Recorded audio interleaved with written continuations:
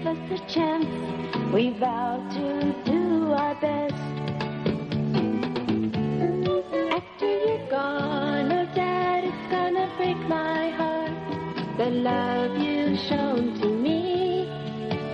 After reading your letters, the first thing I thought was, Dad, I don't want you to leave. And if we promise that we'll carry it on, at least we'll try with all of our heart. But before you go, we just want you to know, oh Dad, we're gonna carry it on. Tonight, the cult Children of God. Founded by Moses David Berg, he reportedly sanctions sex among children. I practice what I preach, and I preach sex, boys and girls, hallelujah. To win converts, women members entice total strangers. Only the flirting was more than flirting. It was actually, religious prostitution. Bizarre? This woman thought so. It's why she left Children of God. But while she escaped, her 4 children remained in the cult. In Thailand, their father determined to keep them. I can't sit back and let that happen. But how could she find them half a world away? Tonight, the cult, the search, and the searing climax. I don't want to go back to America. I want to see you, Thailand. Tom Gerald tells of a mother's quest to bring her children home. Anybody want a special blessing from the Lord? Just got to help with the dishes. Just over here, help me. It's an unlikely gathering. There are those who still fervently believe in the sect. And there are the ex-members who have been hurt by the group and who have come back for healing. We do thank you, Lord, for this time, and we pray that you continue to unite us, continue to wash away hurt, wash away pain. They call themselves the family. All that, Lord Jesus, they used to be known as the Children of God before the trouble started.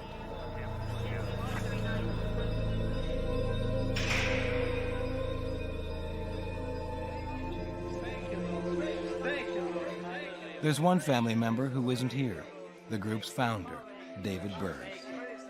Berg's teachings, especially those about sex, once inspired the family, and then later almost destroyed it.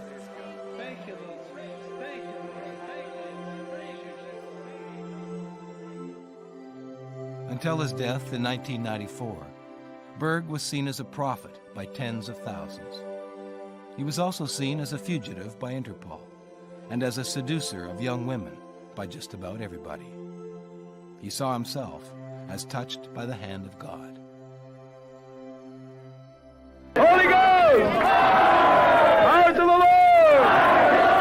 Praise the Lord!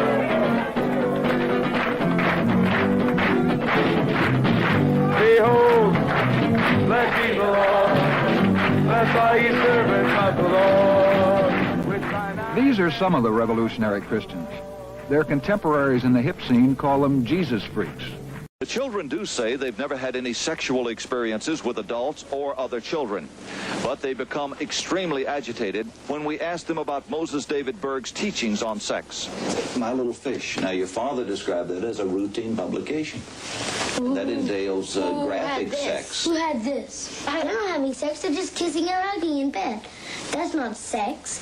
April is very upset that 2020's obtained a copy of My Little Fish. Ex-members tell us the cult leaders say it should be kept secret.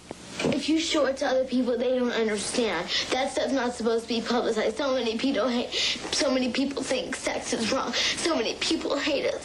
But we're just telling them the truth. We're just telling them it's not wrong. We're just telling them that there's nothing wrong with it. And here come these publicizers doing them to everybody, making everybody think it's wrong.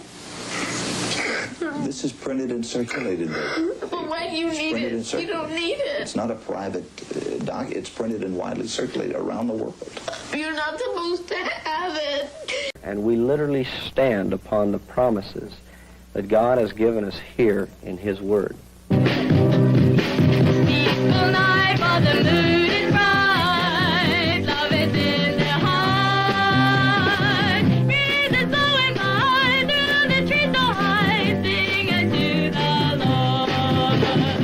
Mountain children, yes, we're mountain children. I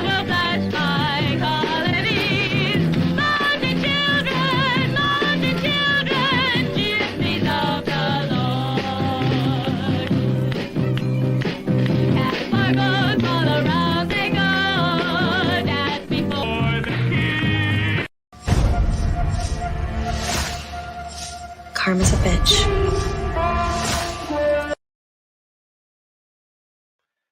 Hello, everyone, and how are you all doing today? I hope that you're having a fabulous, amazing day, that it's been relaxing, and I'm sorry to have to come on here and trigger you like this. But today we need to talk about the cult, the Children of God, which is now known as the Family International. And yes, this cult is still going on to this day. A lot of people cover cults and they cover the sensational stories that they have to do with, and then they just kind of leave and they say, okay, well, that's the story. David Berg died. Guess it's over, and they move on with life. But the problem is that most of the cults that I speak about on my channel are still going to this day. And unfortunately for us, Children of God is actually one of them. Hello, Joe. I hope you're having a good day at work. Built to Spill, good to see you. You say this child seems weirdly emotional for the camera there. It could be.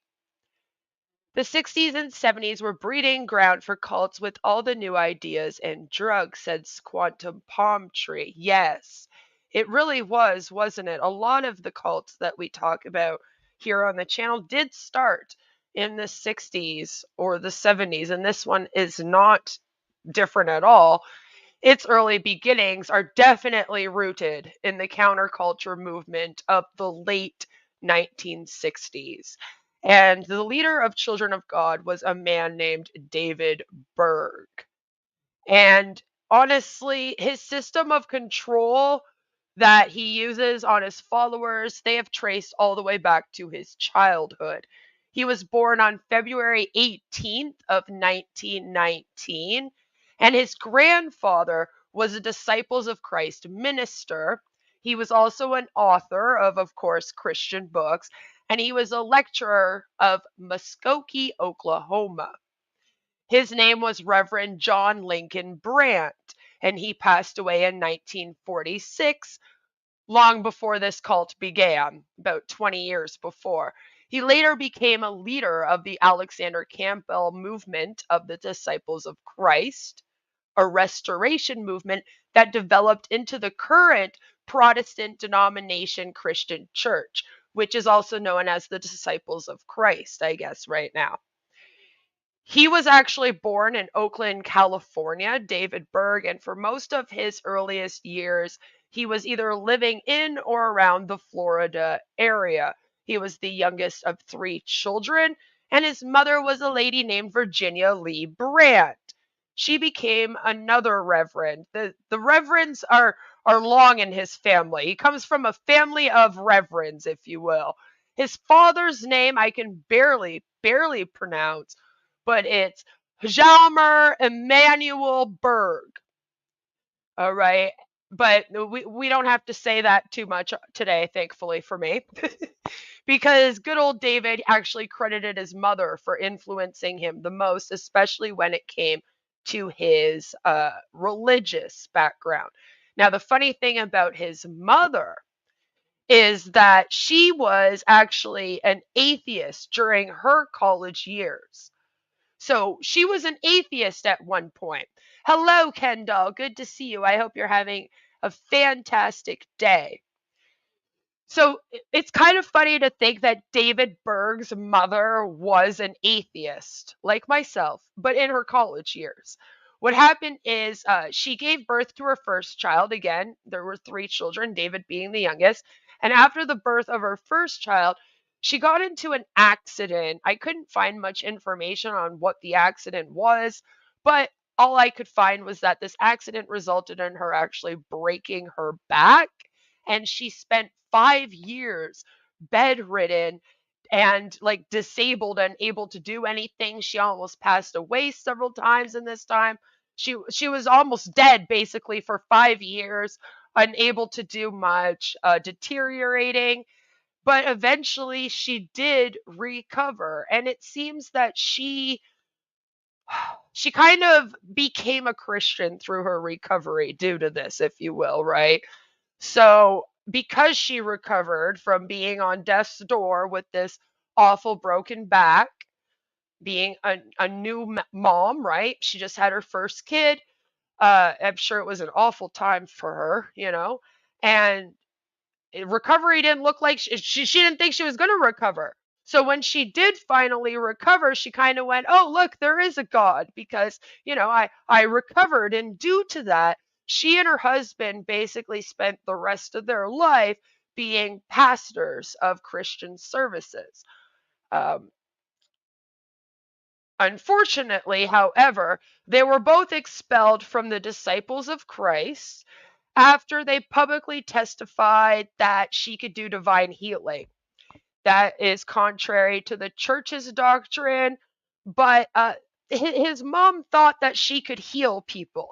And that might explain a little bit as to, where David Berg got some of that from, because then later on, he, of course, said that he, you know, was able to heal people and all of that. Most of his early years were spent traveling around because his parents were basically just doing all of these Christian missions all over the place. And so they traveled with the kids. And because of that, I guess they didn't have much stability at the very beginning of their life, which again could maybe give you insight into who David Berg is as a person, because it's not good. He's not a good person at all. But his mom very heavily believed in spiritual healing, and she thought that she could do this. Apparently, he was ill when he was younger, David Berg, and she actually had a healer come to the house and cure him. And so that kind of told her that yes, this must be true. When David Berg was 6, the family actually moved to Miami and started the Berg Evangelistic Dramatic Company, a whole company just dedicated to spreading the word of God dramatically, apparently, according to them. Of course, his mother was the preacher, and his father at that time was actually the choreographer and music director, because they were putting on plays and stuff, if you will. So they blended music and faith, and that again is something that David held on to very strongly. He really, really likes to blend music and faith, as we see in Children of God, as you even saw in the intro with those kids singing those beautiful, lovely songs. One of the ways that they worship very heavily in this religion is through songs, singing. So, that's kind of where he got that from, of course. I guess if you're growing up and your family is running a whole drama company where you go around doing musical plays, or just musicals, I guess, faith related musicals, then yeah, you're going to grow up and you're going to worship through music. Makes sense to me. Another thing you need to know about our dear friend David Berg is that he has had a lifelong obsession with sex. Now, it was said that when David was younger and he was going through those times when you're a little boy and you're discovering yourself, that his family actually used to abuse him and shame him for such. Um, and it is said that there might have been a lot of inappropriate, incestuous relationship abuse with his family. And this is why a lot of people think that maybe that continued on while he was running his cult. Because if you know, it's a very, very, very much based off sex, this David Berg Children of God cult. He graduated from Monterey High School in 1935, and then he went to Elliott School of Business Administration. He became a minister himself in the Christian and Missionary Alliance, and that was in the late 1940s. He was placed at Valley Farms, Arizona. But he ended up getting expelled from the organization for differences in teaching and even for alleged sexual misconduct with a church employee.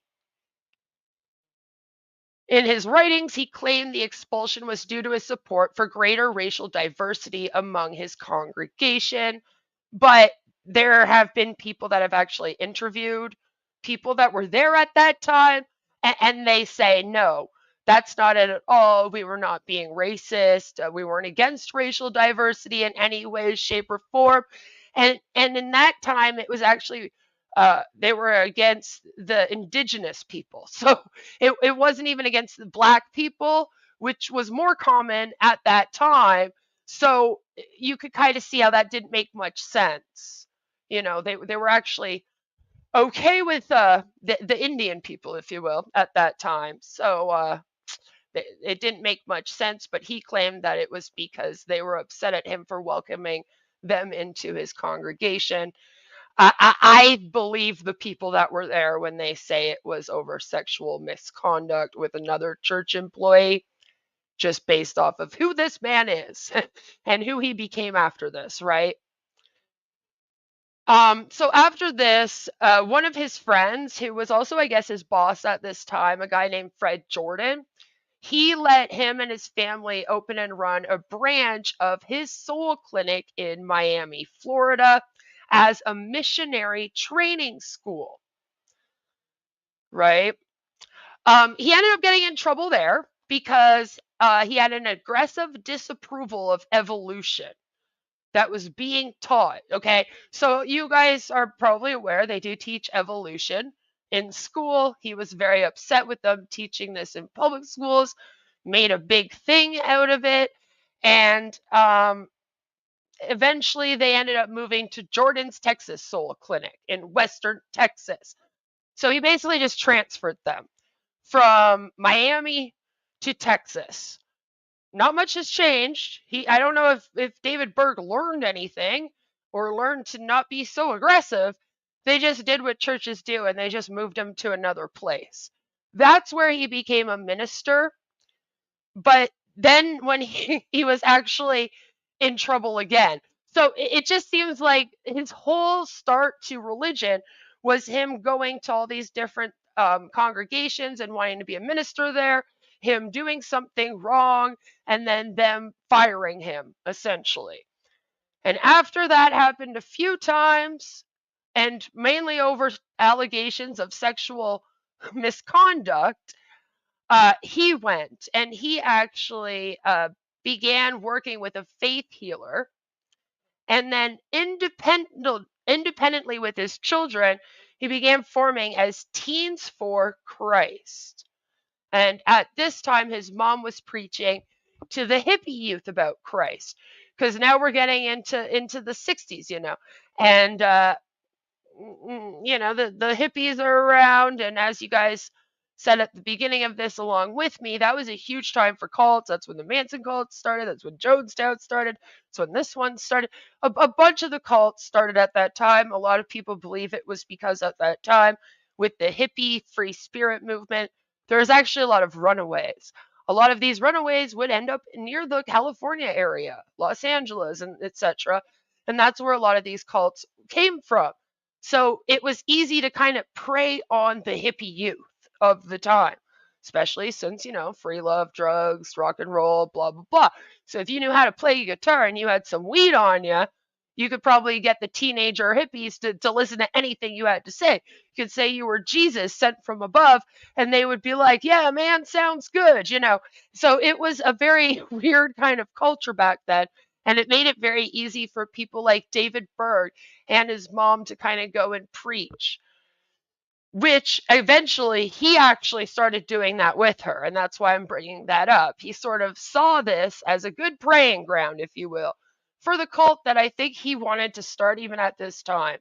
I personally believe in my research that he had it in his brain to start a cult from the beginning, just based on how he went about trying to take over the congregations that he was working at, and all the sexual misconduct that went on, and just he already had some iffy behaviors. So I'm going, by this point I'm pretty sure David Berg was like, listen, I'm going to use this religion stuff to start a cult, and I'm going to prey on these hippies.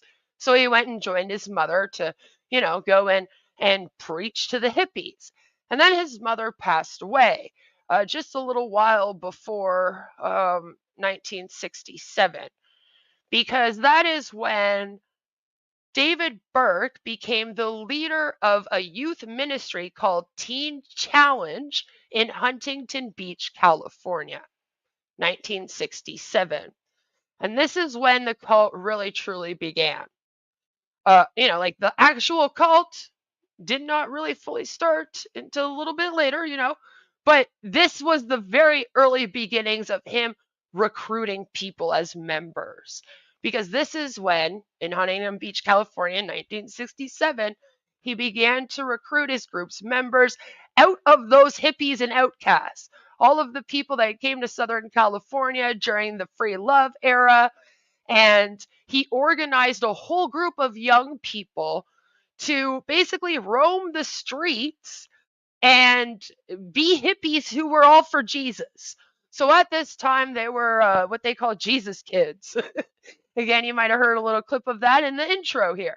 And they were literally just kind of walking the streets, playing their guitars. Hey, man, you want to smoke a joint? All right, let's talk about Jesus. And they were trying to kind of get people to join the Christianity, and in this case, his cult. In 1969, the good old year of the summer of love. Also the year that, Sharon Tate was murdered, but I guess we won't talk about that right now. 1969, David Berg left the National Teen Challenge group, and this is when he formed his own group, okay? So he kind of used this National Teen Challenge in Huntington Beach to learn how to prey on people and recruit people. And then once he got his skills up and ready to go, he went, all right, time for me to actually go and make this cult now. And that's what I mean. I feel like he was learning these things, leading him up to this point, right? His group he called the Light Club. Okay, that's what it was called first, right? And then it eventually became known as the Children of God. This is when he changed his name to Moses David, and he married his second wife, stating that polygamy was sanctioned by the Old Testament. He told his followers that God appointed him as the end-time prophet, and that he would be playing a significant role in the second coming of Christ, who would soon be returning to the earth. And there are Christians that do still strongly believe that that day is still coming, where Jesus is going to be returning to the earth. Also, Berg started to say that he was in touch with a spirit guide, which he named Abraham, who was relaying divine messages to him. And these messages were apparently the messages of God. And that brings us to about this point here in our story, where I just want to take us over to the Learn Religion site, so that I'm not just talking into your ear just with my little avatar. That's boring. I apologize for being boring for 20 minutes. But we need to get into this stuff. Now, when it says cog, no, it's not cognitive talks. We're talking about children of God today, okay? Calm down. So, it says, after claiming that God himself have gifted him with prophecies, because as David Berg is telling everyone that this Abraham guy is this messenger, he's claiming that he has all these prophecies happening. And we'll get into what some of them were, because they were weird, all right? He started to make really big demands from his followers. And this tends to be how cults go, right? They gain the trust as a leader. And then when everyone kind of follows and believes in the person, that's when the demands start coming in. So new members of the Children of God were asked to donate everything that they owned to the group, then sever all contact with their families. They were also encouraged to give up any sort of employment and become full-time evangelists for Christ. COG formed communes across the country, and within just a few years, it says that there were over 120 communities located around the globe. And that's a real number. It's a repeat number. Every time that I've researched this number, they always say over 120 communities, communes, not just communities. In this sense, when I say communities, I don't just mean I mean actual communes where people had to leave all their belongings and move there in order to worship God and give up their whole life to God, via David Berg, right? Kendall says, I find Christian cults to be unlikely, but they happen, unfortunately. It's true. They're here. In the mid-70s, David Berg began to encourage the female members of Children of God to practice what he called flirty fishing. This was based upon Jesus' injunction in Matthew 4:19, which says, "Follow me, and I will make you fishers of men." This is when he started to instruct the female followers to do religious prostitution. They were supposed to go to bars, walk around on the streets, pick up men, seduce them, and then literally get them to convert into the cult. In a 1979 annual report, David Berg stated that his Children of God evangelists had witnessed to over 250,000 souls, loved over 25,000 of them, and won about 19,000 to the Lord. In other words, those were the number of men that he had made women sleep with in this cult. And flirty fishing came from something that is a little bit more disgusting than you would think. You see, there was a book that was written that used to get passed around, and it was called Flirty Fishy, but some people might know it as the story of Davidito. I can't say it. Davidito is what it is. And it was actually a 762-page book, which was published in 1982. But what it was is it was basically a book that tells parents that pedophilia and incest is a good thing and that it does not harm children. This man named Ricky Rodriguez was sexually abused by his family and several other cult members at this time. And then they actually wrote a book on it with pictures in which they described how adults could actually do this to other children. You can go and you can find this. And it had pretty much CP in it. And it had real pictures of poor Ricky Rodriguez in it, naked, and having things done to him by adults. This book actually messed him up so bad that he committed suicide not that long ago over this. He was never able to get over the fact that this book was written and based on that, and then distributed out as a book of teaching for parents and adults on how to properly raise children to properly love God through incest and pedophilia. And so the whole flirty fishing thing wasn't only about women prostituting themselves to men to get them to convert.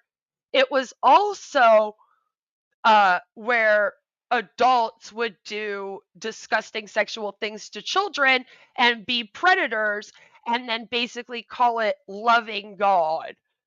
They were all brainwashed into believing that they needed to do this with their children in order to properly give their children to God. They were also told to let David Berg do this to their children. And this entire thing became a sex cult. Just a complete sex cult. It ran on polygamy, it ran on pedophilia, and it ran on incest. And a lot of people on the outside started looking at this thing like, I'm pretty sure this guy just made a cult so that he could have sex with children and as many women as he wanted and get away with it. Because, boy, does it ever look like that.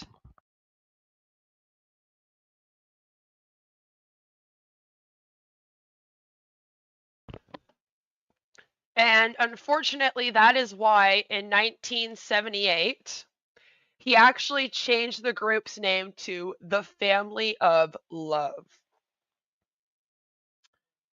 It's because, as I said, it was about sex, but they called it Love of God, right? And later he changed it again to simply the family. Sexual contact with potential converts became a routine practice within the group's membership, and in some cases, family evangelists even used escort services to identify potential targets for recruitment. The practice of sexual sharing and open sexual relationships between existing members was also encouraged, and it is even said that there was an actual schedule lined out that people would get. So you didn't even have the choice of who you were sleeping with, when, or how. David Berg decided. He would say, for example, okay, tomorrow Joe and Ken are going to get together for the night and they're going to do anal with Ken on top. Go. And you would have no choice. You couldn't say no. And there was a lot of women on women and men on men as well, by the way. It was all free love. So it didn't matter what your sexuality was. And like I said, pedophilia was big. I would like to think that not everybody that joined this thing was a pedophile. I don't know how you get brainwashed into becoming one, and that's just too weird for me to get into. But it's apparently something that can happen out here. So that's part of like the problem with this thing is that it wasn't just about like loving and free love, and it was non-consensual free love even. So you didn't have a choice. David Berg said, you and you sleep together. This wife and this husband are going to now be in a polygamous marriage. And then that was it. They didn't get to even choose it on their own. And that's what the practice of sexual sharing became.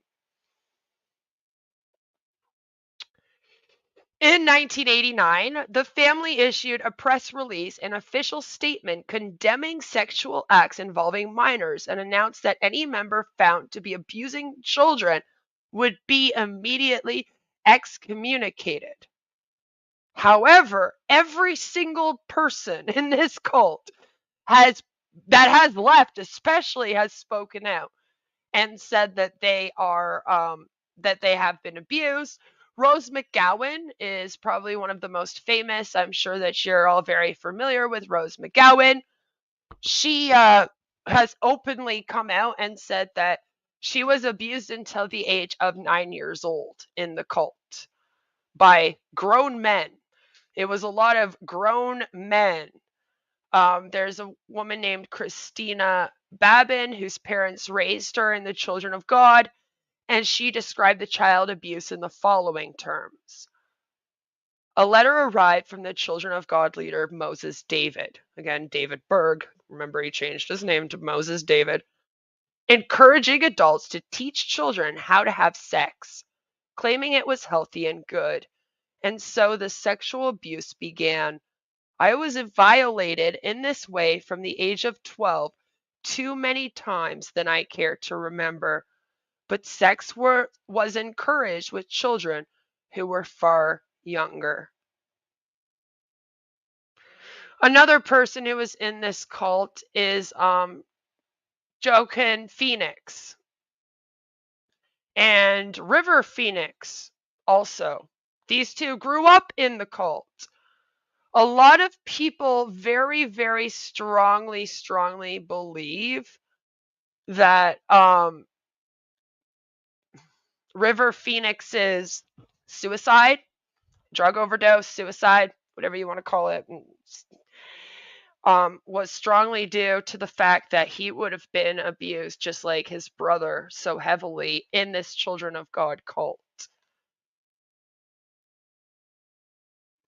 According to Mr. Phoenix, his parents were deeply religious people who wanted to do their part in spreading the good word, which is why they traveled as missionaries to different parts of the world. In fact, Phoenix was born into the cult as Joaquin Raphael Bottom in San Juan, Puerto Rico. As children, he and his siblings, including River, right, would go out on the streets singing about God and his teachings. Eventually, reports about the cult's illicit activities involving children started to emerge, and letters from David Berg that contained his beliefs were no longer in line with the Bottom's values. It was then that the family decided that it was time to leave Children of God, as it wasn't the organization that they thought it was. In 1977, when Phoenix was just 3 years old, he and his family boarded a ship from Venezuela to Miami to begin their new life away from the cult. That's according to Vanity Fair. In 1979, the entire family decided to move to Hollywood, and they changed their name from Bottom to Phoenix. Phoenix said that his parents never neglected them as children. His mother also claimed to be so heartbroken after finding out the truth about the Children of God that it took several years for the pain to go away. Now, a lot of people wonder if, there was sexual abuse, because some people have stated that the way that it's brought up sounds like one of the problems the parents had was that there wasn't going to be any more sexual abuse, because that was kind of the letters that were coming out were saying we're not going to be sexually abusing kids anymore. So some people wonder, but it's pretty fair to say that if you were a child in this cult, you were most likely abused. There was all kinds of disturbing prophecies that David Berg basically passed around. So I just want to get into what it says on this website here about that, because it quotes the Rolling Stone, and it says, "Who are the real rebels of today?" Rolling Stone reports Berg asking his followers, "We are the true lovers of peace and love and truth and beauty and God and freedom, whereas you, our parents, are on the brink of destroying and polluting all of us and our world if we do not rise up against you in the name of God and try to stop you." Berg, sometimes called Moses David by his followers, can we just call him creepy chomo fuck, preached anti-establishment beliefs, and he also prophesied the end of the world on many different occasions. He told his followers that the apocalypse was coming, saying that evil would fall and congregants would be lifted to the heavens. The followers of the Children of God were told to expect the apocalypse in 1993, and they lived their lives as if they would soon be over. Children were barely educated, as it was seen as unnecessary, so close to the end of the world. For many, it was euphoric thinking about the afterlife. Flora Edwards, who was raised in the cult, told the LA Times, "We earned that spot in heaven. We were the chosen ones. But in my mind, I couldn't just think about the afterlife, but that threshold we had to cross to get there. It plagued me as a child." Many of the prophecies that Berg shared were racist. As reported by the LA Times, he convinced his followers that there was a conspiracy between Jewish and Black Americans to ruin the world.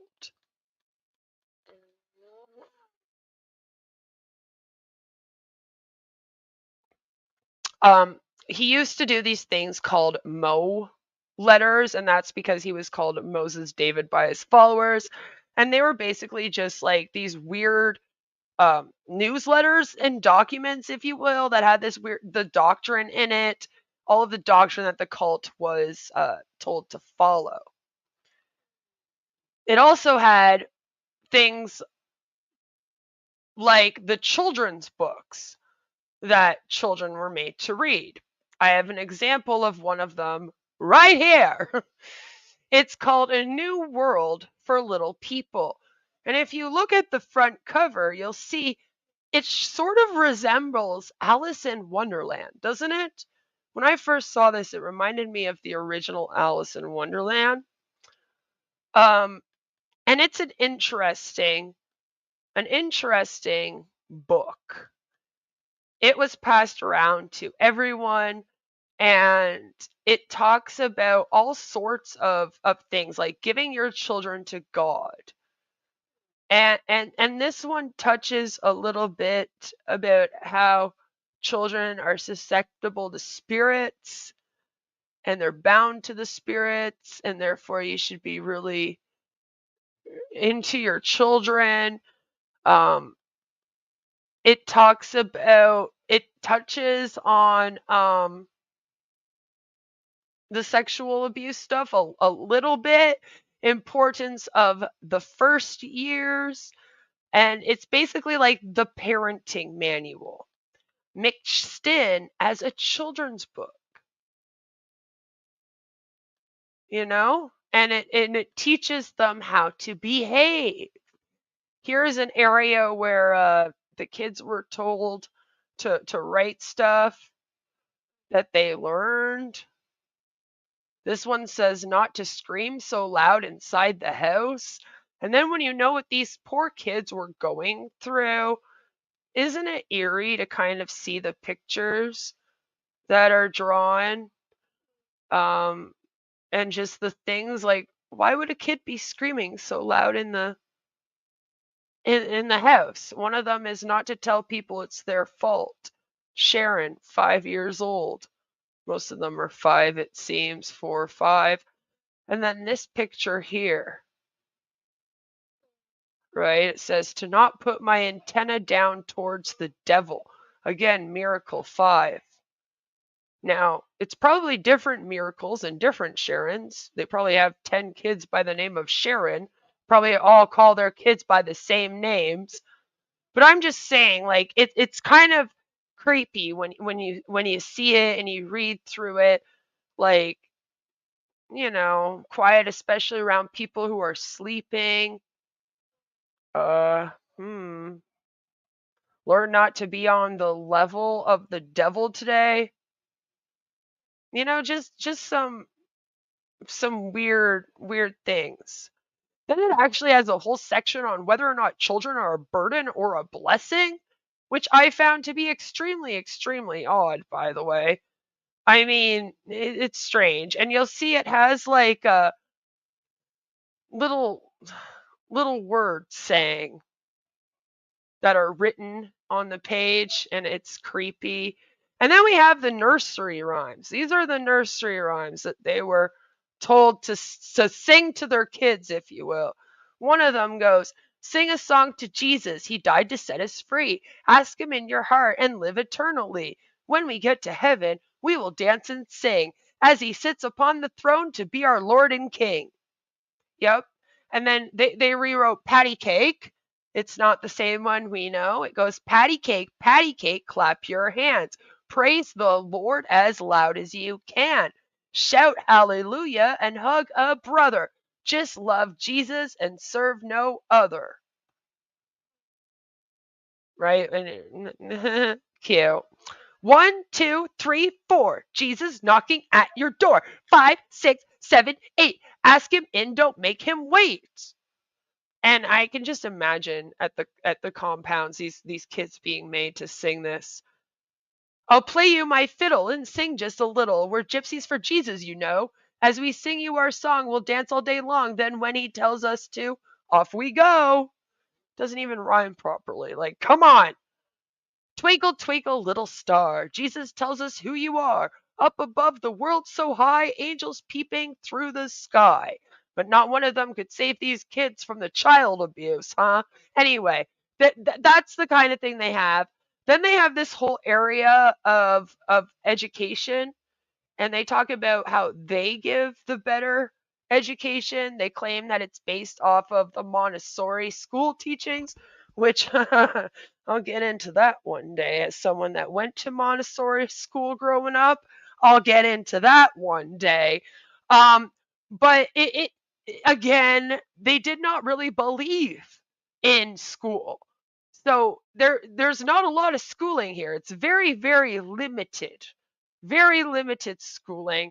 Then it gets into child care and development, except it's all just like excerpts from the Bible. I don't really know how that's going to help you. And then it has an area called Sounds in the Night. And it's a little creepy. It's really creepy, actually, when you know what's been going on in this thing. And then they get to the story of Samson, which is an interesting story. I'm sure a lot of people are familiar with it. But it talks about how children were slaves and then got freed. It's very strange. And then this is the pictures. It's naked kids, which again is a little weird. I will say, especially when you know what you know about this thing. There was another publication that I want to talk about quickly that was called True Comics, The Love of God. This one was published in 1982, and it was actually the first one that was published by the organization and then specifically labeled as adults only. You're wondering to yourselves, but Queen, why would they do an adults only book? That's really weird. Well, remember they prostitute for Jesus and do incest and shit? Yeah, that's what it's for. We also have a little bit of an issue because from the years 1978 until 1993, the family actually defined any person over the age of 12 as an adult. So to them, if you were 12, you were an adult. And then you were allowed to get this book, which is an adults only book. There's a reason why it is an adults only book, and that is because it's very disgusting. This here is all of them. So if you want to actually see the Flirty Fishy, yep, this is it here, the Flirty Fishy. And it talks about how you can seduce men to get into the cult with naked ladies and everything, folks. Yup. That is it. That is it. So I can actually leave you guys this link if you want to come through and take a look at any of them yourself.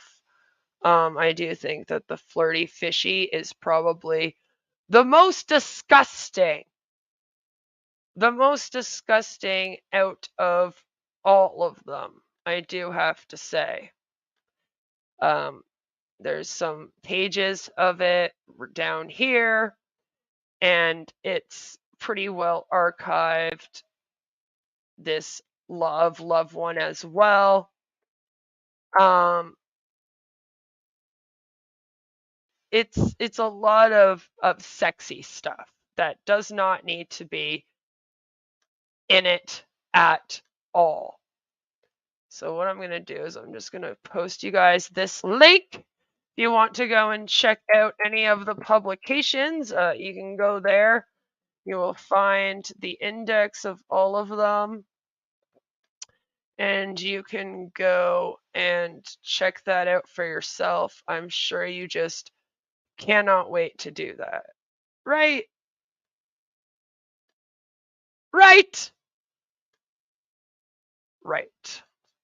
So, we need a little bit of a commercial break because then after that we're going to be getting into kind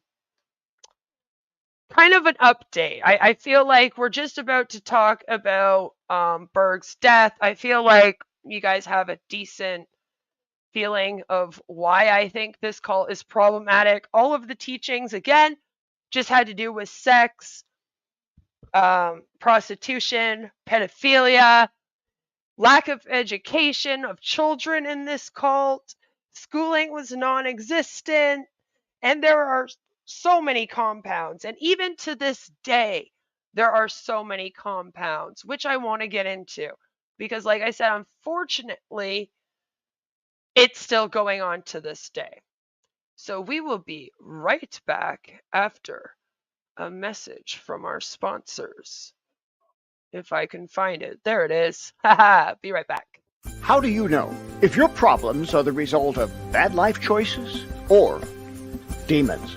And what do you do if your problem is demons? My 200-page book, Dealing with Demons, has answers for questions most are afraid to ask. Can Christians be demon-possessed? How can I know what's natural and what's supernatural? Dealing with Demons will teach you how to recognize symptoms that the devil is at work in your life or the life of someone that you care about. Learn strategies to avoid Satan's traps and walk in freedom and supernatural protection. Read Dealing with Demons and be one step closer to living in spiritual victory.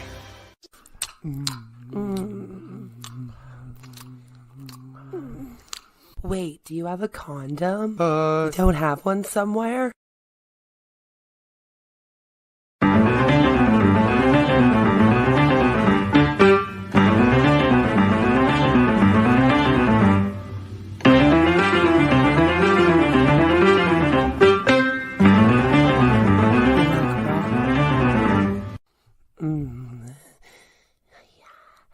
Yes. Oi, excuse me there, sir. Do you have these directions? Sure, you just go down that way and make a turn. Don't let her know that your dinger is almost a no-go. Get Tiny Dinger condoms to you discreetly. It's very important to choose the right size, so make sure that you get your tiny size. Don't be caught without a condom. No, no, no. Get Tiny Dinger condoms, a YouTube streamer's favorite brand. Located at your local CVS pharmacy, Rexall, Shopper Drug Smart, Walmart, and in your favorite streamer's nightstand.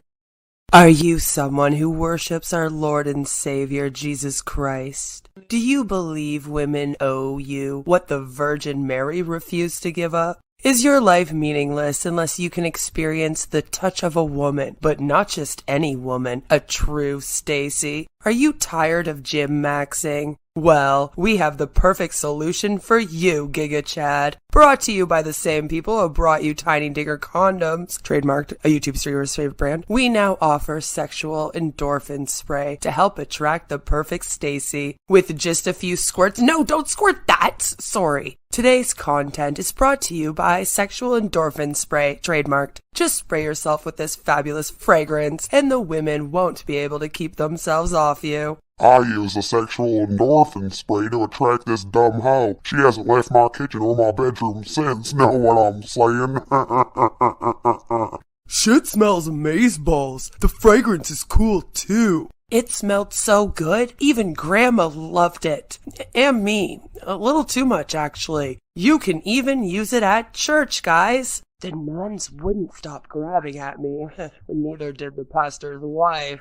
Women will love the scent, guaranteed. He smells so good.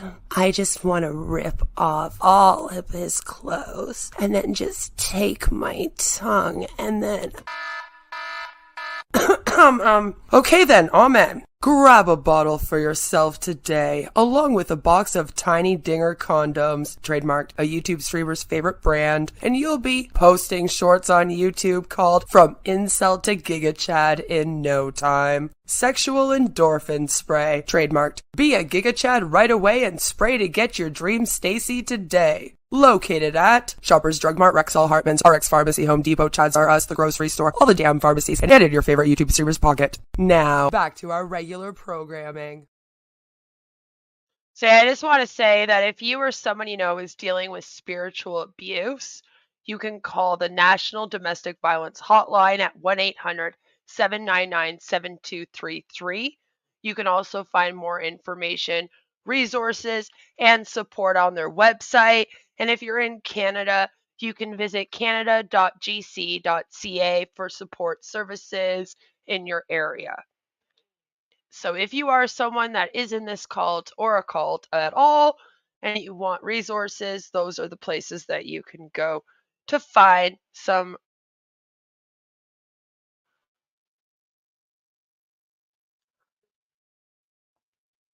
So right now, the family teachings are based on beliefs, which they term the new spiritual weapons.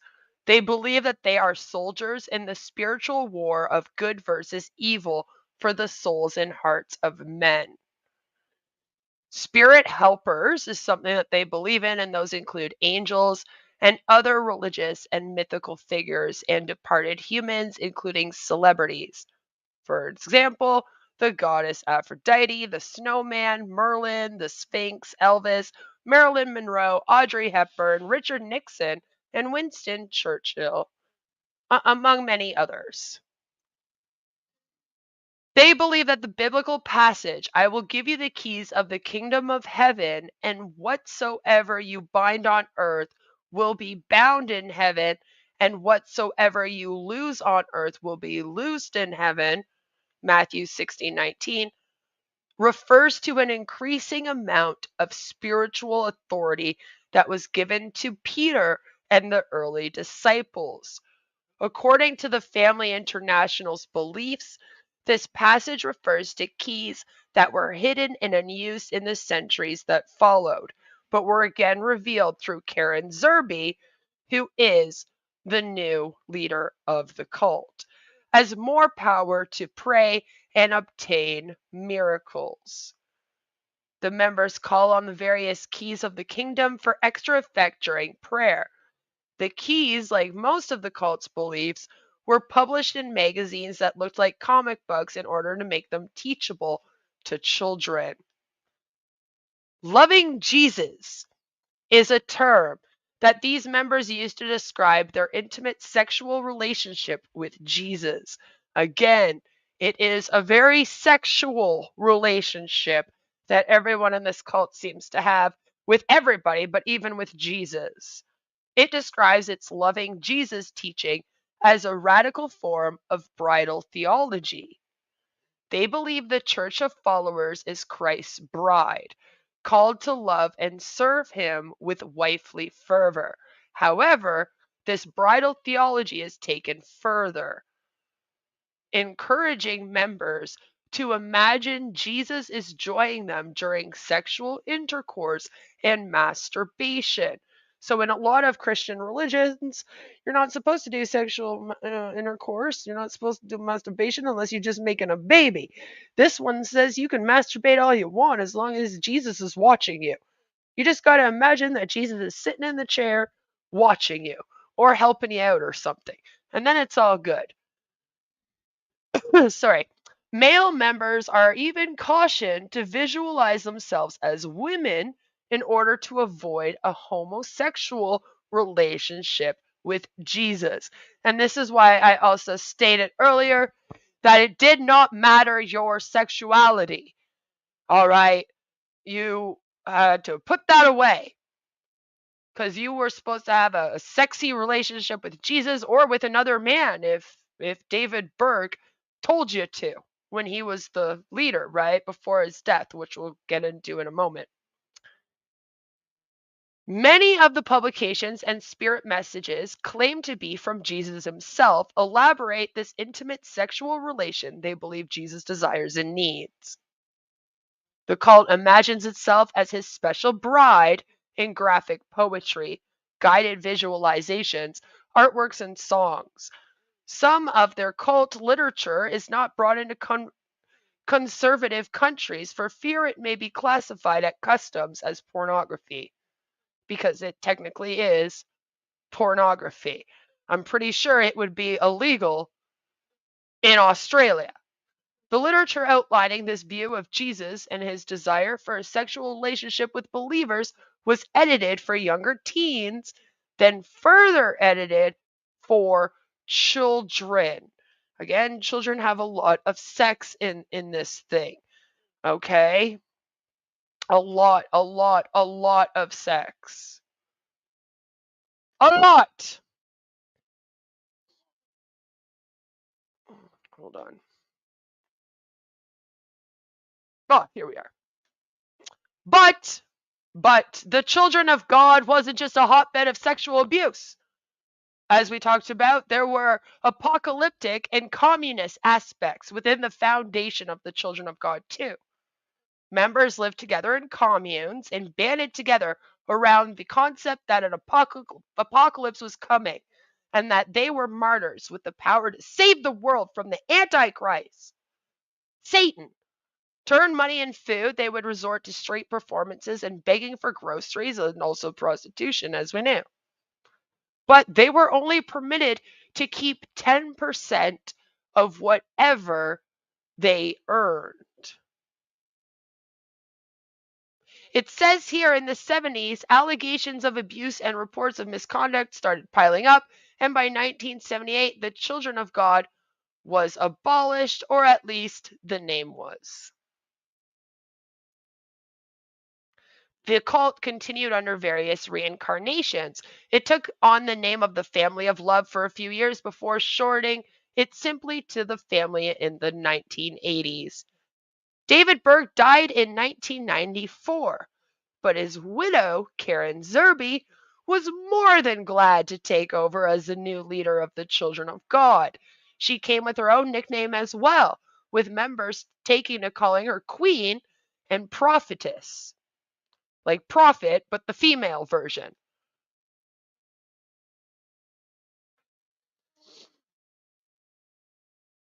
Proof that the Children of God cult was alive and kicking well into the 2000s was when Ricky Rodriguez, remember the poor kid that was in the Davidito book,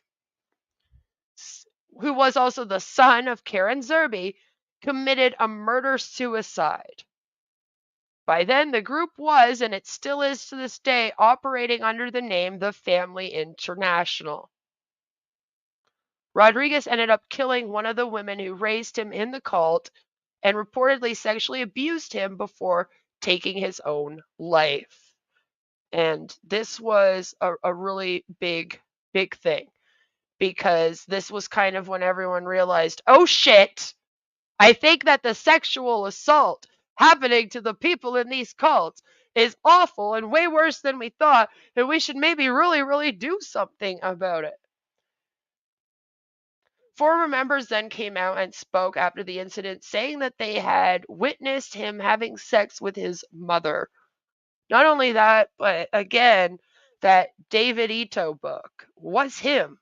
There were actual pictures of him in the book in really disgusting positions with grown adult women, one of them being his mom, and that's just awful. So I can't imagine the amount of shit that this poor man went through growing up and having that distributed all around. I mean, you get fucked up just by getting abused sexually or being a survivor of CP, but imagine all of the above plus incest. It's a lot. It's a lot. And I can see how, maybe this got to him, especially since in this cult, it is not like they believed in mental health. David Berg was some kind of healer, and therefore, anytime that someone got so-called ill or sick or had a problem in this thing, David Berg or one of the healers would just come over and do their jupa stuff on them, and then they would apparently be cured. So there was no mental health help for anyone in this thing, ever. So I'm sure you can imagine the torment that poor Mr. Rodriguez went through. In a CNN article on his death, a spokesman for the group made the statement that its policy for the protection of minors was adopted in 1986. Which, again, little late. When,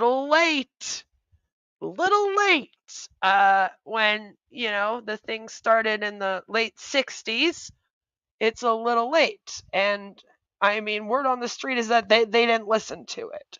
I mean, it's one thing to say, hey, we're against the child abuse, but then behind the scenes, they're still advocating for the abuse of children and passing out all this literature that teaches people to abuse children, right?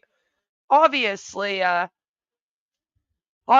they still believe in that.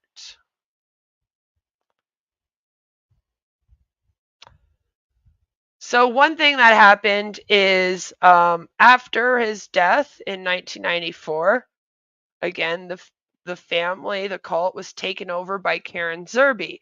And in 1995, there was actually a British lawsuit.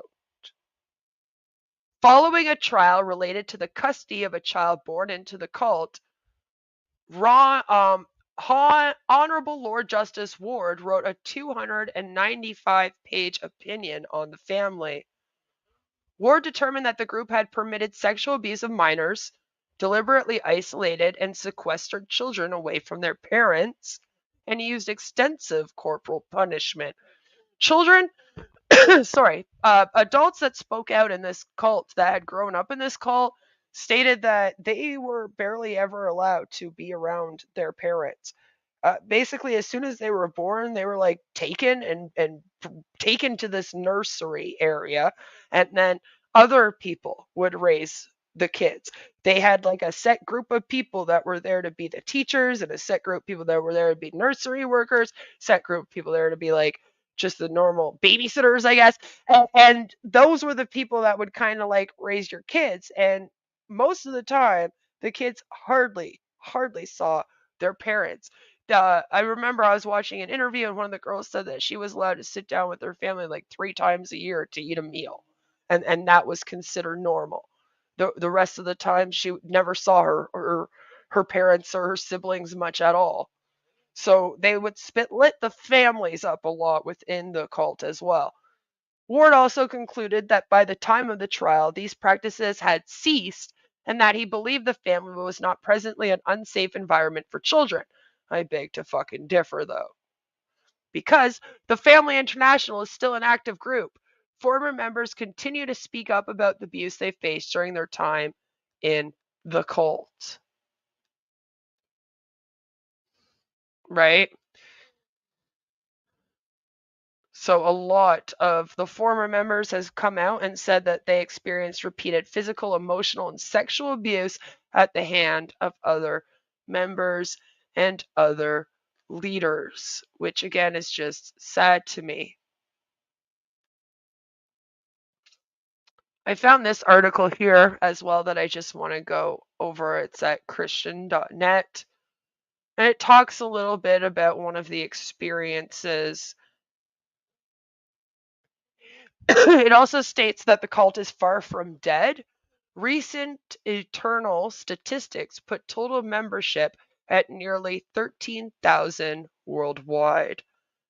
Dalva Lynch spent some 15 years in the Children of God. She was a drug addict working as a freelance journalist in Rio de Janeiro when she joined it in 1974. At one time, she was a top leader in the Brazilian Children of God and worked for 3 years as a translator for World Services, the group's elite administrative branch. She married Robert Dennis Lynch in 1976, and for a time they served together at the top of the cult's leadership in Brazil, later traveling to Egypt and the US, where she worked again as a World Services translator for a year. In December of 1985, Dalva was thrown out of her own home in Dallas, Texas, by local Children of God leaders who sent her alone to Brazil. She has not seen her children since. Their father is presumed to be in the cult's leadership in either Japan or the Philippines. In Brazil, she rejoined the group and was made to marry a male companion, by whom she had 2 more children before being expelled for the last time in July 1988. Dalva offers us a rare glimpse into the Children of God's shadowy world. David Berg's eldest daughter, Deborah Davis, left the cult in 1978. Not since her explosive 1984 book has anyone detailed the inner workings of this cult and the consequences of Moses David's perverted teachings on the lives of his followers. The most dramatic controversy surrounding the group concerns its sexual dimension, from sharing oneself sexually with others in the group to open marriage and polygamy, from flirty fishing, which is prostitution, to sexual activities among children and between children and adults. Despite belated attempts by some in the group's leadership to arrest the downward slide, the damage has been done. The Children of God is raising the next generation of members, the offspring born in the cult, and is apparently reaping the whirlwind because of its libertinism. Like libertinism? That's not how I'd describe it, but anyway. Much of what follows is shocking, sometimes painful reading. Our purpose in printing this material, however, is not to shock or sensationalize, but to expose the current situation in a pseudo-Christian cult that depends heavily on evangelical Christians for its sustenance. According to Dalva, the cult's missionaries are being supported financially by unsuspecting evangelists in the United States and elsewhere, mocking the Word of God and destroying lives in the name of Jesus, with church backing.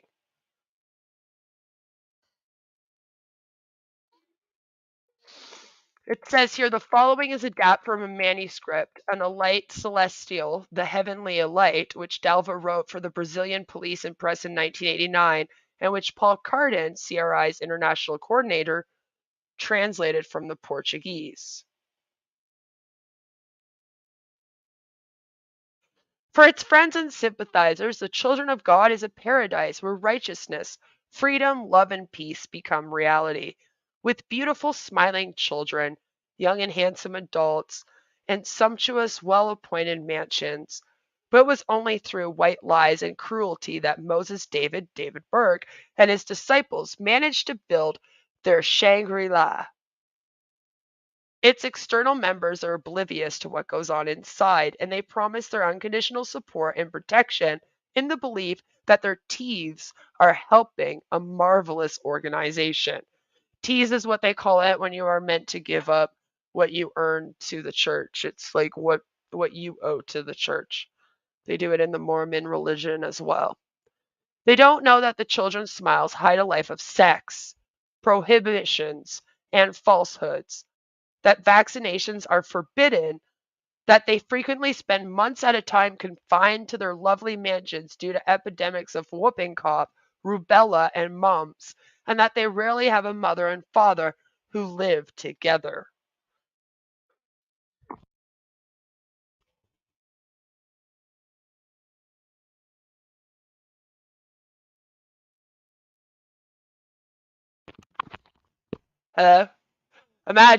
Imagine your children still being on the inside of this thing. Imagine that. It's awful. My children are still there on the inside. My oldest boy is now 12. The next is 11, and my girl recently turned 7. In the photographs, they are handsome, smiling, and gracious. But the photos say nothing about the sex sessions, the lies, the frustrations, the injustices. Some COG disciples have kept quiet for fear of losing their children, as I did. Others for fear of losing a husband or wife. Still others for fear of losing their position or their support. There are also those who, believing that the children of God are truly the heavenly elite, are afraid of being cast out of Jesus Christ's own inner circle and from the company of the saints, and therefore subject themselves to every sort of barbarity in order to belong. In describing the cult's incredible beliefs and perversions, I am actually describing a part of my own life, for I myself participated in such aberrations and practiced many of the abominations I now condemn. I broke up families through adultery, lied in the name of God, and practiced FFing. flirty fishing. By the grace of God, I lack the nerve to practice incest and homosexuality, but of the rest I am as guilty as any of the others. I write, therefore, not out of self-righteousness, but as one of the guilty who seeks to somehow make things right and avoid even greater harm being done by omission. My purpose here is simply to show the real facts of life in the cult, all of them carefully hidden and vehemently denied before the public, and the impact of Moses David's theories on the day-to-day lives of his followers. The tree and its fruit. The guitars ring out happily as the young, smiling musicians play songs so the others can dance. Most of them are young, too, and a bit inhibited. The music builds faster and faster in a rock rhythm. The blood begins to warm up, and inhibitions begin to fade. Free, eternally free, every day free, free through Jesus, they sing in unison, more and more strongly. Inhibitions finally evaporate as the loud rhythmic singing continues. One girl starts to take off her blouse. Another follows suit. Everyone dances, their arms raised as they shout, "Hallelujah, Jesus, we're free!" As their clothing falls to the ground, they begin caressing each other's bodies. And so, this special night of the new disciples' basic course at the Babes Ranch ends in success. Couples and threesomes lie on the ground or divide themselves among the rooms in fulfillment of the law of God to love one another, John 15:12, and begin at last to be like the angels of God in heaven, who neither marry nor are given in marriage, Matt 22:30. They have finally reached the glorious liberty of the children of God, Romans 8:21, and can now be truly considered children of God. Perversion. What characterizes the children of God? Sex. From earliest infancy, the cult's children are taught the basic principle of sexual freedom. Children are encouraged to stimulate each other sexually and to take part in sexual acts with adults. In the past, Moses David has vehemently denied that incest is practiced among them on the pretext that legally the word requires actual penetration, which is not permitted in the children of God, since this could hurt the little girls. It's the only reason why. But everything else is permitted, and the fathers are free to lie with their little daughters to play, and the mothers to maintain sexual relations with their little boys. Disgusting. This kind of perversion permeates Children of God literature. One of Moses David's recent children's books, Heaven's Children, depicts him making love with his wife, Maria, and his stepdaughter, Teki, in the same bed. We also have the testimony of his eldest daughter, Deborah, who wrote of his advances toward her and of his incestuous relationship with another daughter, Faithy. The COG also published a book, The Story of Davidito, which features photographs and descriptions of Moses David's stepson, Davidito, then 3.5, engaging in a variety of sexual acts with little girls and adult women. Again, that's Mr. Rodriguez. It is noteworthy that the education given this boy is offered is as an example to all the members of the group. I know these things by grim experience. In my own home, all the upbringing I gave to my children was cut off when the new leadership arrived. "They're not yours anymore, honey," my shepherdess told me. My little ones were introduced to the delights of sex. At our COG home in Dallas, the bedroom where my husband and I had slept was vacated and turned into a children's dormitory. At night, under the supervision of an obliging adult, the children between 3 and 10 years old said their prayers and were separated into their beds by pairs to make love before going to sleep. Once I found my oldest son all alone crying. "The girls don't want to make love to me," he sobbed. I started to talk to him, but the shepherdess briskly swept me aside, knelt beside him, and explained, "You have to be more aggressive, David, and take initiative. Then they'll like it and want to make love with you." My poor 7-year-old, so shy and withdrawn, was 7. 7. I pity the poor parents who dare to rebel against these practices because rebellion against the group's thinking or against the leadership's decisions is considered a dangerous act of treason and is severely punished. The consequences of such practices have been disastrous because 1/3 of the COG's second generation is now between 12 and 18 years of age. Promiscuity has become rampant, along with the problems which obviously follow. That is why they have created the teen ranches, which are, in truth, simply centers for psychological recovery and indoctrination. Another tragic consequence of total permissiveness and of idolizing physical beauty is the rejection of the girls who are less endowed, fat, or ugly. Despised by the boys and taunted by their girlfriends, they become so shy and withdrawn that the adults accuse them of harboring evil spirits and punish them severely. Girls are taught from the time they are little to submit to anyone who imposes himself on them sexually, to dress and behave provocatively, and are instructed in all the techniques of how to satisfy a man. I am speaking here of little children between the ages of 3 and 12 years old, not of women or teenagers. The little girls are encouraged to dress and act sexy. Again, 12 and under, to act. I don't even know how you can even describe somebody at like that age as being acting sexy. Like there is no way for a child to act sexy in my mind. So it's very weird to hear someone say like the girls are encouraged to dress and act sexy. Like I wouldn't have known what that would have really looked like at the age of 10. Like you shouldn't.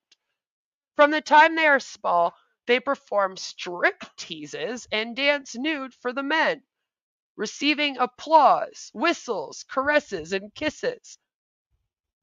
They are also invited to sit on the men's laps and play with them. 2 or 3 nights a week in homes with many children between 8 and 18, there is sharing time. That is, the leaders organize who will have sex with whom, just as it is among the adults.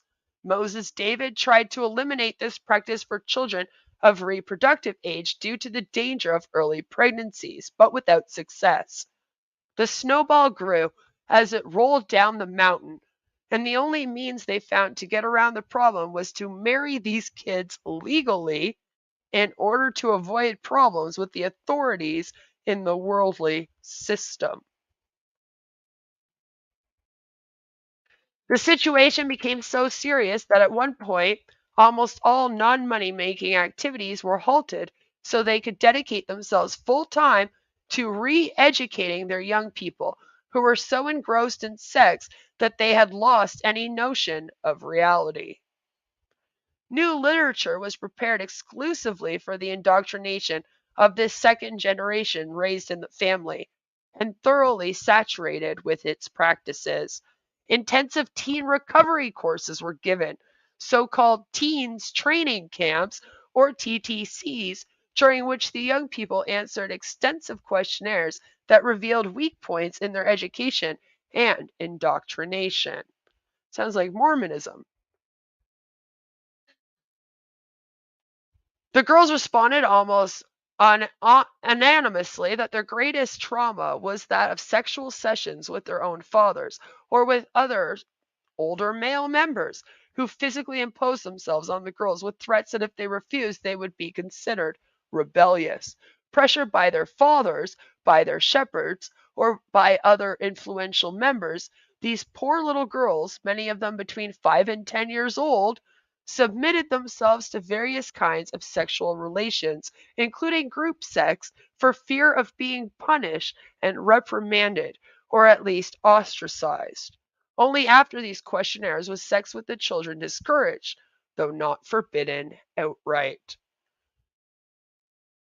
Nevertheless, nearly all the educational literature for children and young people is still sexually oriented. Heaven's Girl, for example, is about the adventures of a teenage girl with supernatural powers and of her flirty fishing, conquests, and adventures. In fact, a large section of one of the books most read to children tells of the adventures of Grandpa, Moses David, in heaven and in spirit world, parts of which are little more than breathless descriptions of his sexual activities with deceased girls from the group.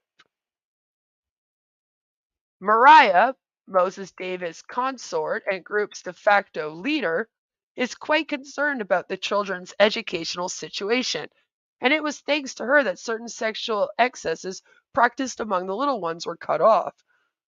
Maria encouraged the formation of schools and homes specializing in childcare and was the brains behind both the recovery centers for teenagers and the prohibition against unrestrained sex with outsiders. After a virtual epidemic of incurable herpes, various homes for herpes carriers were founded so the illness wouldn't spread any further. The use of condoms, forbidden as a means of birth control, was now permitted, and the fishing was brought under greater control, not eliminated completely though. With the advent of AIDS, sex was further restricted to internal members, with the important exception of fishing for influential men and women. The use of condoms eventually became mandatory, as did AIDS testing for all internal members every 6 months. So they all get tested for AIDS every 6 months, even the little kids.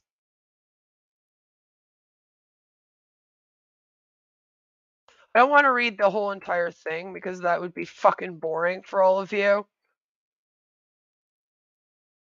But I'm going to leave the link down below. I just think it's a good idea to get an account of what happened from the inside, someone that was actually living and growing up in this cult, you know? To me, it's very important. And this was all released in the year 2020. It was modified. I believe that this original interview was released in 1994. Yes, 1994. But you're probably wondering, well, why the heck was it talked about in the year 2020 and updated, Queen? That seems rather odd. And, well, the answer is that there was actually something that happened in the Children of God case in the year 2020, which isn't that far. That was only 3 years ago. Where one of the rapists, and yes, that's what I'm going to call him, he's a rapist. One of the rapists of the cult, as many of the elders were rapists of the cult, was actually jailed, and it did make headlines. August 7th, 2020. This is from bbc.com. Again, I'll leave you guys the link in the comment section right here if you want to read the whole thing or read along with me. And it is called Children of God Cult Rapist Jailed for Horrific Offenses. Derek Lincoln was extradited to Scotland from the south of France after a complex and harrowing investigation. Police discovered Lincoln was a house shepherd in the cult, meaning he had unfettered access to children. The 74-year-old, who used several aliases, is thought to have more than a dozen victims across the UK. Detective Sergeant Neil Wilson described Lincoln's offenses as horrific and urged others who were targeted by him to come forward. The Children of God cult began in the U.S. in the 1960s. Its founder, David Berg, told members that God was love and love was sex, so there should be no limits regardless of age or relationship or sexuality or etc. Berg's sect spread and claimed to have 10,000 full-time members in 130 communities around the world by the 1970s. Lincoln, who has no previous convictions, appeared at the High Court in Glasgow via video link after admitting his crimes last month. The judge, Lord Matthews, told him, "I have no idea if your remorse is genuine or not. You had told your victims that you were sorry, but you continued to abuse them. You say it just happened, but it did not just happen. You sacrificed their dreams for your own perverted desires." Lincoln has been on remand in HMP Barlinnie in Glasgow since he was extradited on a European arrest warrant on the 9th of October of 2019.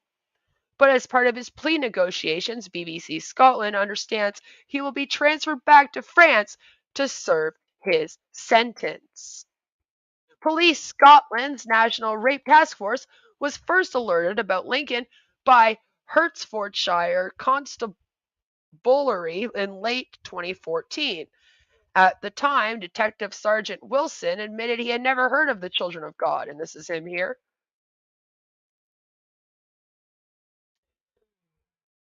At the investigation, progressed officers uncovered evidence of widespread sexual abuse. The team established that the sect had arrived in Scotland in the 1970s and within a decade had thousands of members. Lincoln's first victim, who knew him as John Green, named others, but the process of tracking them down was complicated by the fact that cult members had aliases, often biblical names.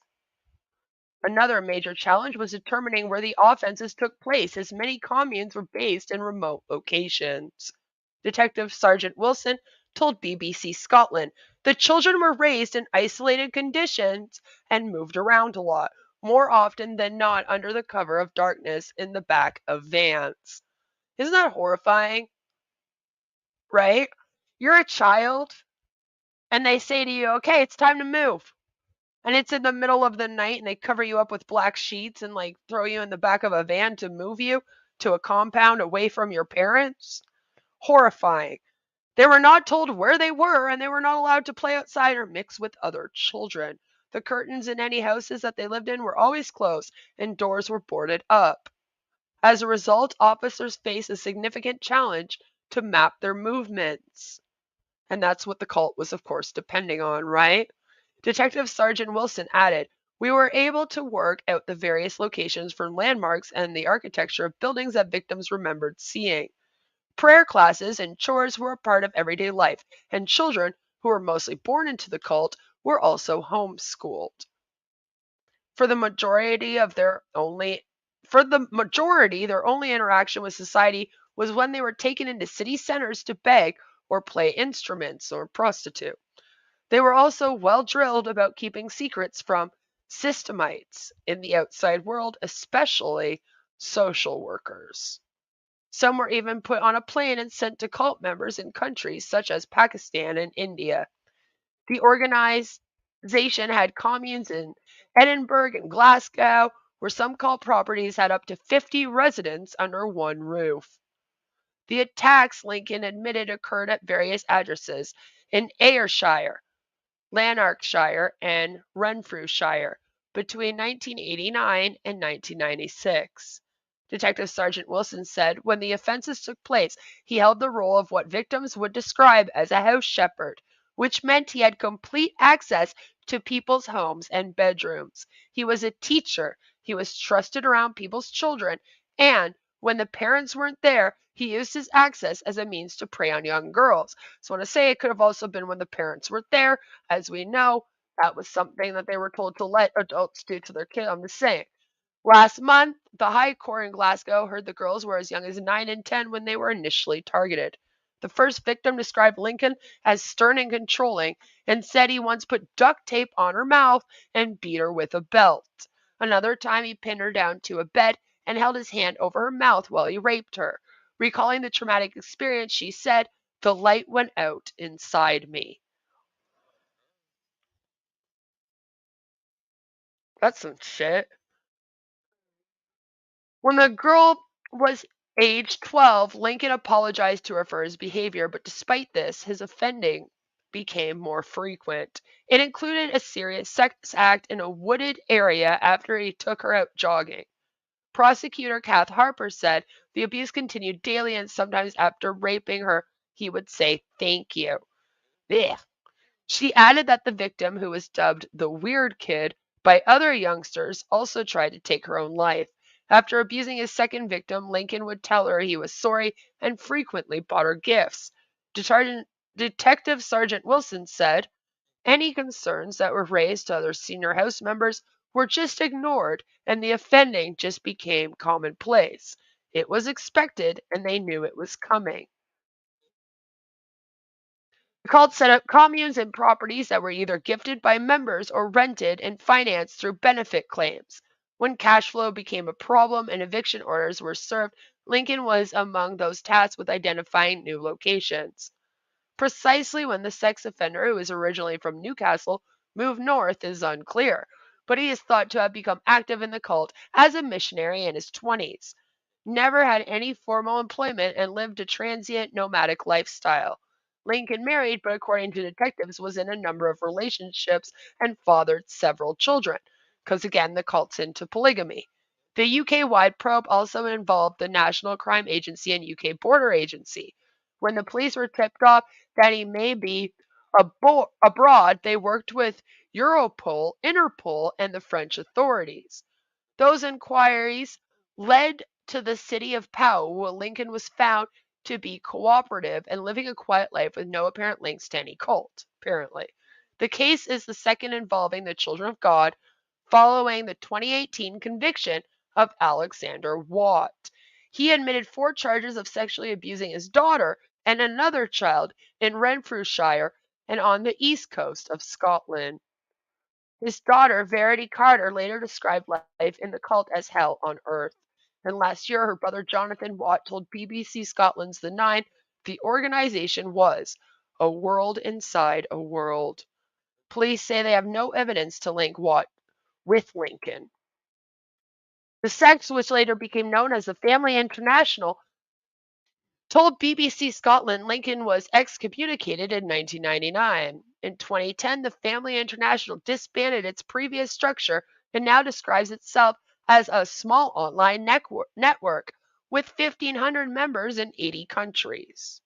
A spokeswoman told BBC Scotland that prior to its policy for the protection of minors being adopted in 1986, children were exposed to sexually inappropriate behavior. 3 years later, sexual contact between an adult and a child was declared an excommunicable offense. The spokeswoman added, "The Family International has expressed its apologies on numerous occasions to any members or former members who feel that they were hurt in any way during their membership." Oh, shut up, Karen. "We continue to extend our sincere apologies to anyone who experienced anything negative or hurtful during their childhood or time as members of the Family International, as we keep on telling people to do flirty fish and keep on passing out the Book of Davido. Okay? Just ignore that. We apologize." That's what's happening here. Detective Sergeant Wilson welcomed the sentence and issued a direct appeal to former cult members. He said, "Nothing will undo the despicable acts that Lincoln committed, and I hope the victims finally have some sense of closure with these convictions. My message to anyone who has been the victim of abuse is that it has become clear that time is no barrier to reporting. Police Scotland will give you a voice, and your voice will be heard." And I do think that if you were in this cult at any time, or if you are still in this cult, that you should be reaching out, trying to get out, and also speaking up. I think it's very, very important that people speak up about these sorts of things. We wouldn't know anything about it if people didn't speak up about it. We need to know about these things. We need to know what these people are doing behind closed doors. They're so isolated in these communes that the only way that we on the outside can know what's going on is if somebody comes forward and says, "Hey, this is what's happening there." So I'm sure that now you're sitting there and you're wondering, "Okay, Queen, I'm down with it. I know all about the family now, but what is it doing today?" Great question.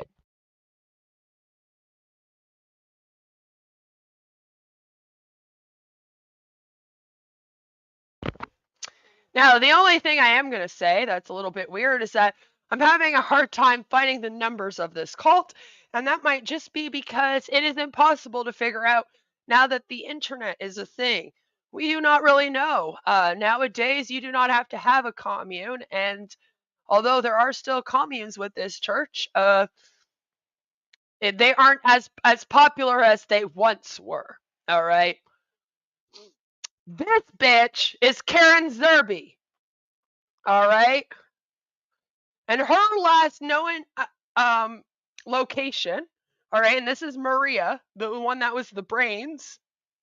Okay, she went by Maria David, Maria Berg, Maria Fontaine, Mama Maria, Queen Maria. Okay, and she is Ricky Rodriguez's mom, who did sexually abuse him as well. Yes, she said that she did too. Okay, she was last seen in Mexico in 2010. That was her last known whereabouts. But the thing is that this seems to still be going on. She was born in Camden, New Jersey on July 31st, 1946. And then she legally changed her name to Catherine Rihanna Smith in 1997. But again, she always goes by Maria. Maria, Maria, you know. Anyway, she joined the group when it was called Teens for Christ in 1969. And of course, she was David Berg's private secretary. And that's how she got into the sexual relationship with him. All right. He told this lady that he had been told by God to leave his first wife, who was Jane Miller, who represented the old church, and get with her. And she became his common law second wife, who represented the new church. And that's how she came to be. What happened was David Berg's health began to decline, and as his health was declining and he was getting more and more sick and starting to die, she was standing up more and more. And in October of 1994, when he did pass away, that's when she literally took over this cult. And then at that time, she actually ended up married to her longtime partner, Stephen Douglas Kelly, who was known to members as Peter Amsterdam or King Peter. So everyone called him Peter. Everyone calls her Maria. Maria and Peter, they're married. And she is apparently still around and kicking it, guys. All right, she's apparently still around and kicking it. And she did have alleged incest with her son. Sarah Kelly, which was the primary author of Story of David Dito, she said that this lady, Karen Zerby, Maria here, had intercourse with her son in 1987 when he was 12, and that she witnessed this at age 11. Okay. Davida Kelly said she witnessed it at age 11. So there you go. She's really, really blah. It was apparently perfectly normal at the time for her to have sex with her son. In a telephone interview conducted at the same time, Rodriguez declined to talk about this in any detail, but noted that 20-something years of abusing and raping little children was more than just a mistake they could apologize for and expect to go away. Okay? And she likes to use the word dude a lot. She'll be like, dude. And it's really annoying to listen to her interviews. Here are some photos of her. This is her in 2001. This is she and Steven here. This is what they look like. This is them.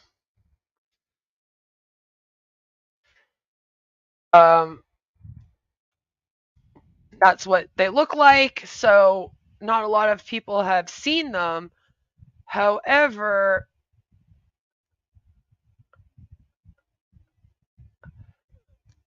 a lot of people are saying that this cult is still going on. There was recently a get together in which a lot of people in this cult came forward and said that they were still a part of it. As that one article stated, it says that there is to be about 1,500 members still going. And these are the people that they would be worshiping now. These two are the ones that are, the head of the cult right now. There is one more really great website that I just want to get you guys to get to know, because we are going to be looking at this. This isn't the only time I'm going to be talking about the children of God. This is kind of like my big deep dive, talking about the history, going through the sexual abuse allegations, talking about the belief system and whatnot. But we are going to be touching on it in future as well. And this is a really great resource. It is literally childrenofgod.com. And they have archived everything from February 1968 to February 1978 to do with this whole cult.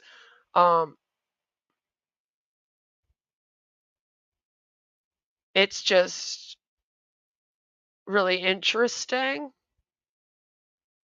So, for example, the statement of faith. The Family International is an international Christian community committed to sharing the message of God's love with people around the globe. We believe that everyone can have a personal relationship with God through Jesus Christ, which affords happiness and peace of mind, as well as the motivation to help others and to share the good news of His love. Our fundamental beliefs are generally in accordance with those held by Christians the world over. We also embrace some untraditional doctrines. Yeah, like having sex with children, I'd say that's pretty untraditional. Our application of the foundation principle of God's law of love that Jesus taught, to love God and to love our neighbor as ourselves, which he said fulfills all the law and the prophets. Matthew 22:37 to 40 is a defining feature of our lives and our faith. They even have a whole mission statement, guys. And it went. The Family International is committed to sharing the message of God's love with people around the globe. We seek to bring hope and spiritual renewal through the unconditional love of Jesus Christ that knows no borders or boundaries of race, creed, or social status. We strive to make a difference in our world by offering spiritual solutions for the challenges of life and translating God's love into actions that manifest kindness and compassion and improve the lives of others. We endeavor to follow the examples of Jesus, whose ministry was to preach the gospel, to heal the brokenhearted, to proclaim liberty to the captives, and recovery of sight to the blind. The Bible, Luke 4:18, in the New King James Version. We are committed to making the world a better place, sharing the message of God's love for humankind, spiritual development, providing spiritual and emotional support for managing the challenges of modern life, and humanitarian assistance, enhancing the quality of life of the disadvantaged, displaced, and those without hope. Yep. It's interesting. It's interesting, isn't it?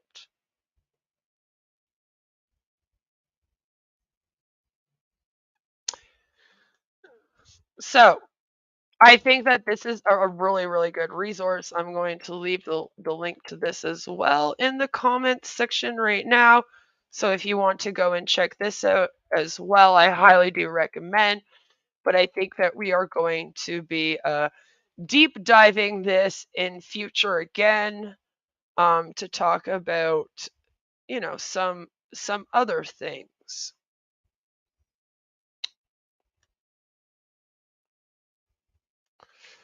So, after Berg's death in October of 1994, as we know, Karen Zerby, known to the group as Mama Maria, Queen Maria, Maria David, Maria Fontaine, assumed leadership of the group.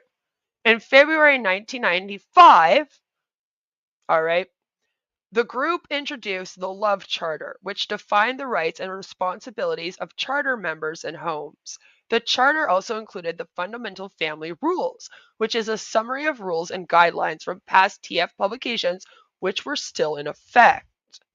I think we should go through it. I think that would be kind of fun. I want to go through some more of these readings and kind of deep dive them with you in future, so stay tuned for that. Yay! The charter also included the Fundamental Family Rules. I really want to read that.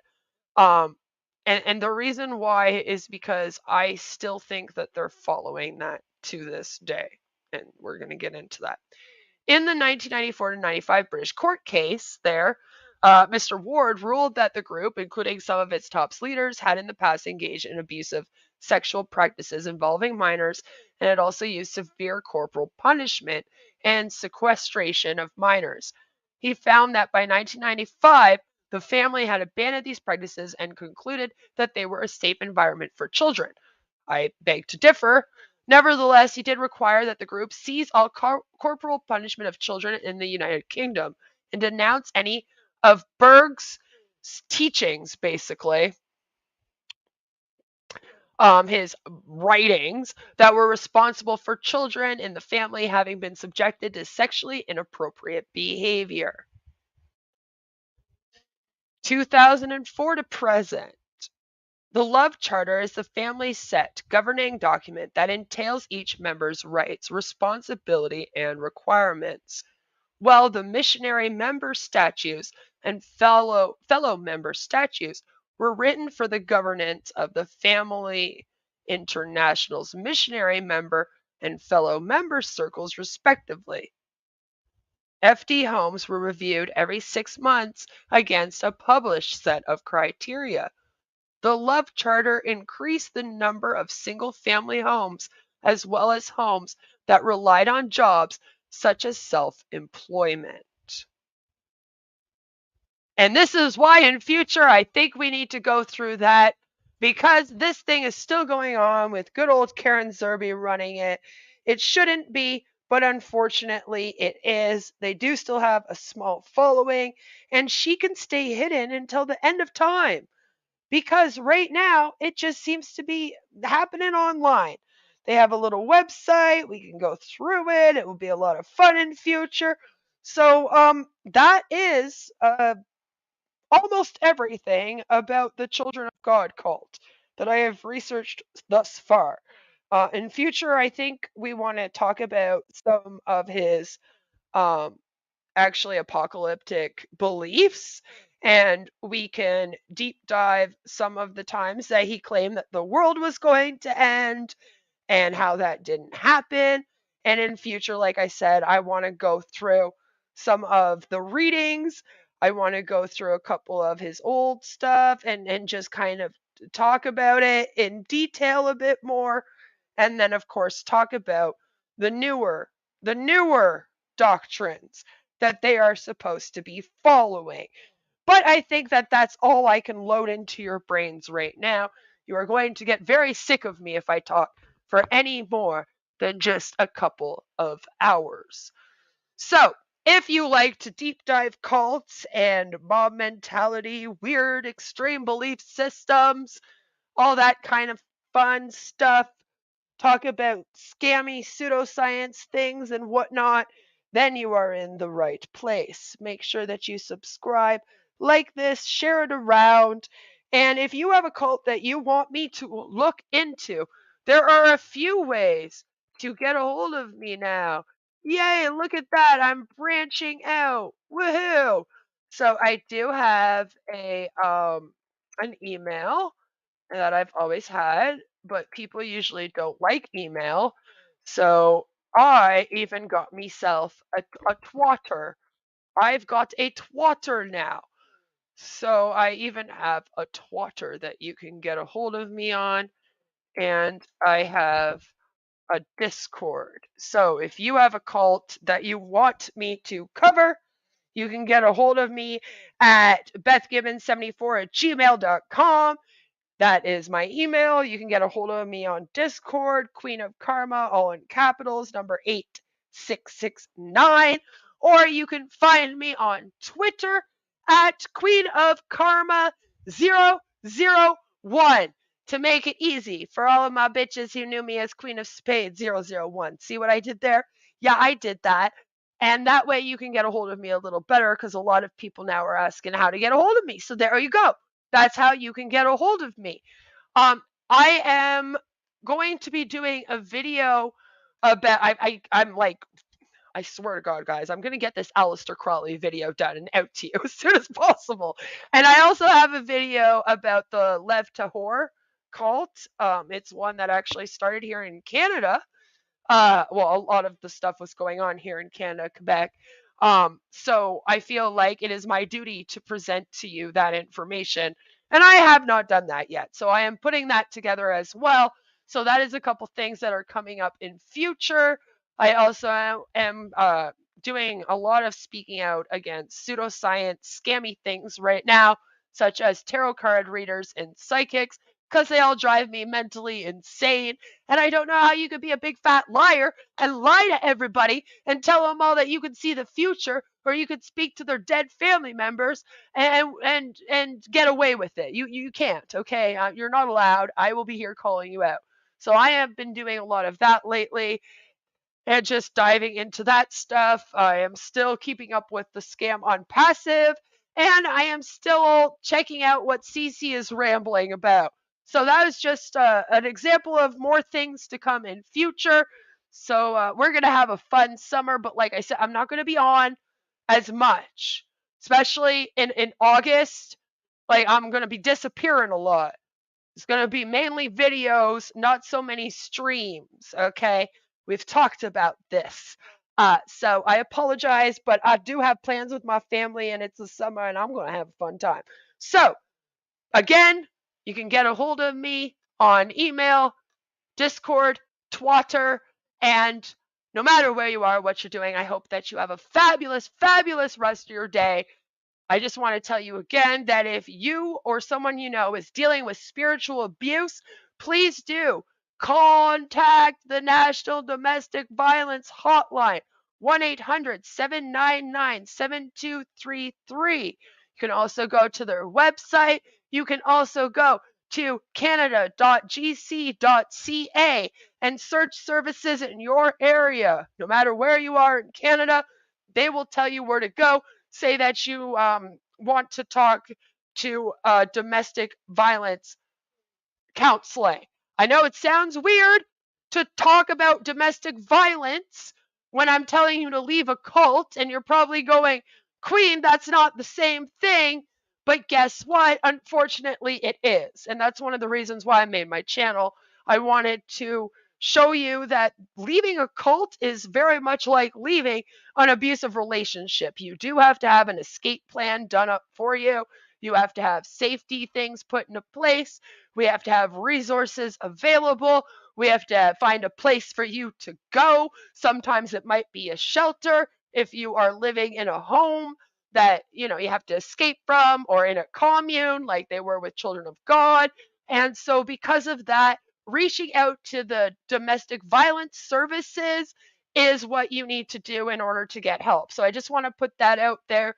That's what we do on my channel too. Again, you can get a hold of me if you want me to direct you to specific resources.